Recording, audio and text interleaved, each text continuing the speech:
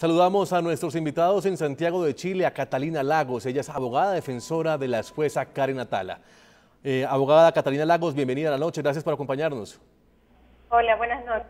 Quería aclarar que soy abogada de Corporación Humana y una de las instituciones que defienden a Karen Atala. Muchas gracias por acompañarnos, abogada. También saludamos en Santiago de Chile a Jorge Reyes. Él es presidente del Proyecto de Esperanza y miembro de la Red por la Vida y la Familia. Señor Reyes, gracias por estar en la noche. Bienvenido. Muchas gracias por invitarme. Catalina Lagos, quisiera empezar con usted y desde luego pues recogiendo sus apreciaciones sobre la sentencia de la Corte Interamericana de Derechos Humanos que genera un ejemplo o por lo menos la punta de lanza en América Latina sobre el tema de restablecer una serie de derechos muy importantes en América Latina. Justamente, la verdad es que estamos muy satisfechos con el fallo.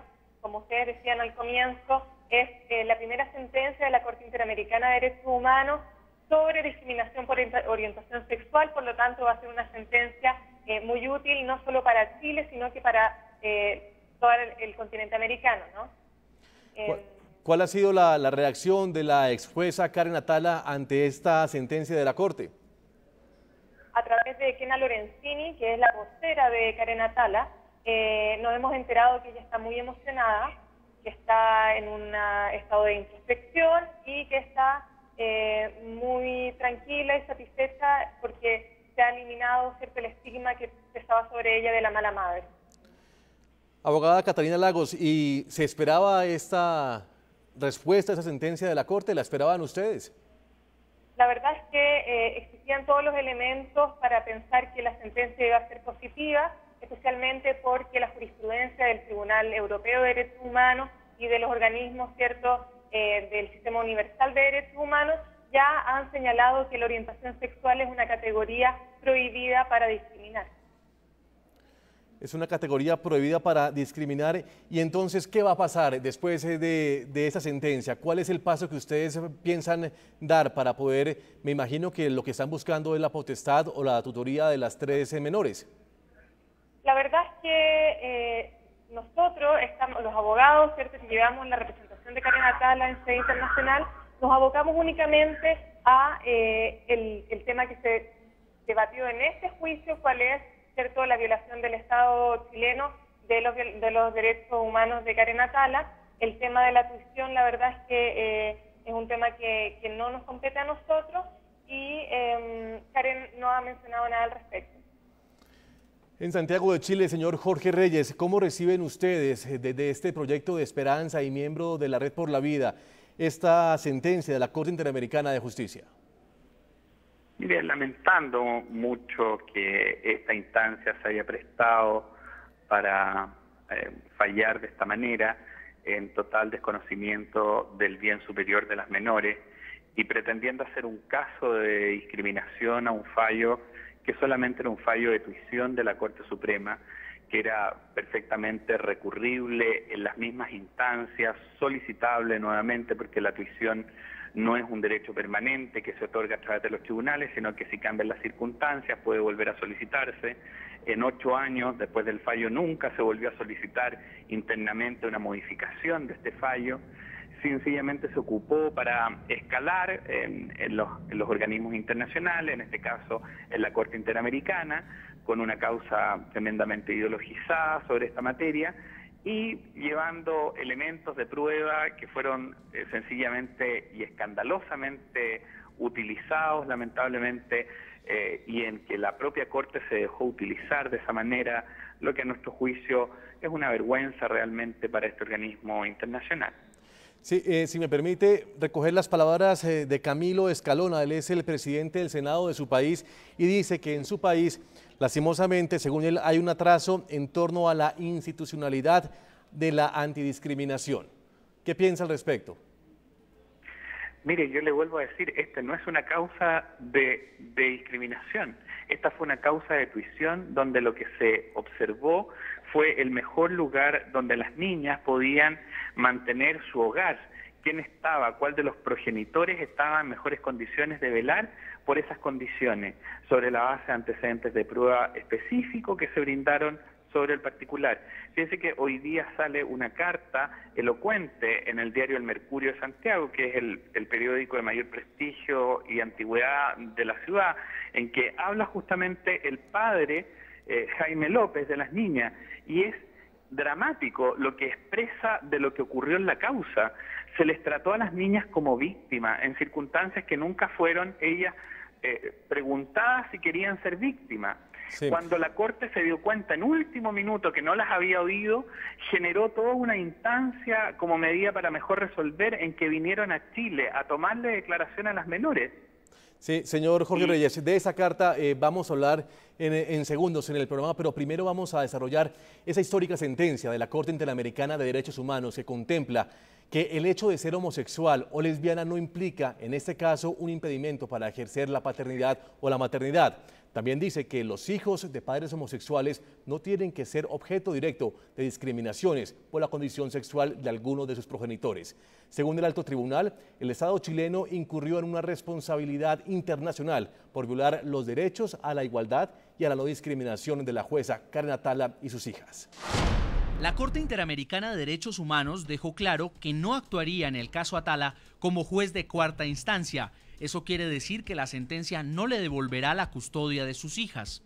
Para el Alto Tribunal Hemisférico, el Estado de Chile tiene responsabilidad internacional por la violación de los derechos a la igualdad y a la no discriminación contra la jueza Karen Atala y las menores, sus hijas.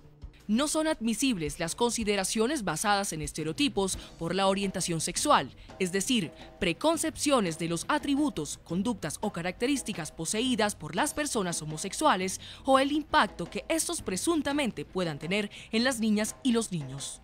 En ese sentido, la Corte en su fallo indica que no podría suponerse que las hijas de Karen Atala serían objeto de discriminaciones por la condición sexual de su madre. La orientación sexual de la madre o el padre no puede considerarse un daño válido a los efectos de la determinación del interés superior del niño. La señora Atala no tenía por qué sufrir las consecuencias de que en su comunidad presuntamente las niñas podrían haber sido discriminadas debido a su orientación sexual. El tribunal también defendió el argumento según el cual la condición sexual de Karen Atala no es impedimento para que desarrolle adecuadamente su rol como madre. No se encontró probado un daño que haya perjudicado a las tres niñas.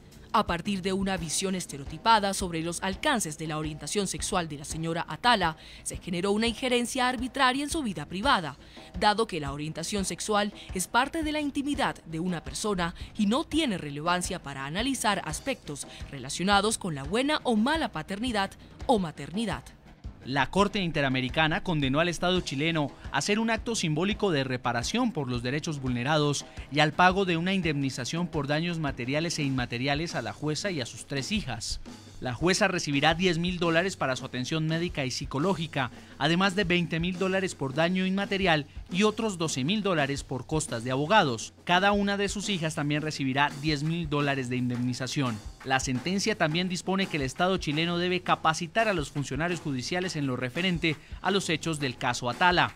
Para la Corte Interamericana de Derechos Humanos, la sentencia per se es una medida de reparación en favor de los derechos vulnerados a la jueza Atala y a sus hijas.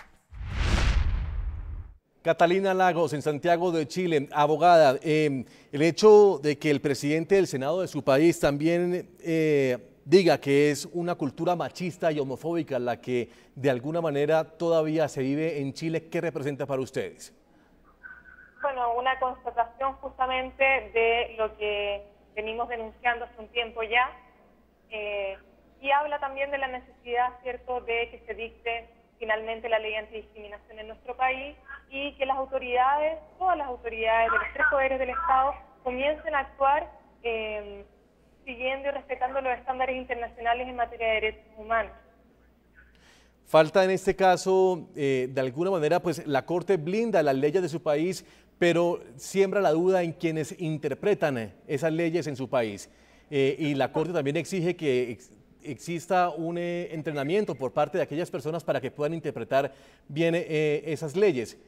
¿Cómo se va a desarrollar esto? Justamente, una de las medidas de reparación que establece la sentencia es la de capacitación a los funcionarios públicos, en especial al Poder Judicial, de manera permanente, en materia de derechos humanos, no discriminación y orientación sexual. Nos parece que esta garantía de no repetición va a tener un efecto importante en nuestro país, ya que está dirigida a evitar que vuelva a ocurrir hechos como los que le sucedieron a Karen Atala y a su hijo en nuestro país. Señor Reyes, ¿en su país hay una cultura machista y homofóbica? No, yo no creo que así sea. O si la hay, no la está arraigada por lo menos en las instancias judiciales superiores de nuestro país. Eso es falso. Fíjese que en el tiempo intermedio del caso Atala han habido 2 o 3 fallos que han favorecido a personas que tienen relaciones con el mismo sexo respecto en temas de tuición. De manera de que yo niego absolutamente que exista una mirada machista o una mirada discriminatoria en nuestros tribunales. ¿Cuál es entonces, o cómo califican ustedes la sentencia de la Corte Interamericana de Derechos Humanos, que dice que las leyes de su país están bien, pero de pronto son los funcionarios públicos los que están de alguna manera sesgados al momento de ponerla en marcha? Bueno, yo vuelvo a negar esa situación. La verdad de las cosas es que pueden haber muchas falencias en una nación, pero la verdad de las cosas es que aquí lo que se ha observado sencillamente es una mirada ideologizada, con una causa inventada, tergiversando los hechos en los cuales realmente se pusieron efectivamente en la causa y sacando de contexto todas las situaciones y además violando por parte de la instancia superior de protección de los derechos humanos en América, violó expresamente las garantías del debido proceso respecto de las presuntas víctimas que ella misma había mencionado. Yo creo que es un caso de escándalo y es un caso para enorgullecerse y sencillamente hacer un caso de laboratorio de estudio para observar que el sistema interamericano está haciendo agua en esta materia, porque no es un tribunal permanente, es un tribunal totalmente ideologizado, politizado hoy día en América. En Santiago de Chile, abogada Catalina Lagos, pues básicamente esa sentencia habla sobre la discriminación por orientación sexual, pero aunque no era lo que estaba buscando, según lo acabo de escuchar a usted, la ex jueza Atala, también deseaba que con esa sentencia, pues por lo menos se garantizara la tenencia de sus hijas, y la sentencia no habla de eso. ¿Ustedes cómo reciben esto? La verdad es que la sentencia no buscaba, nosotros jamás intentamos, a través de la Corte Interamericana de Derechos Humanos, resolver la cuestión de la tutela de las niñas. La denuncia que se presentó ante la Comisión y la demanda luego que llegó a la Corte era con el objeto solamente de determinar la violación en que incurrió el Estado de Chile respecto a los derechos de Karen Atala, pero jamás la tuición.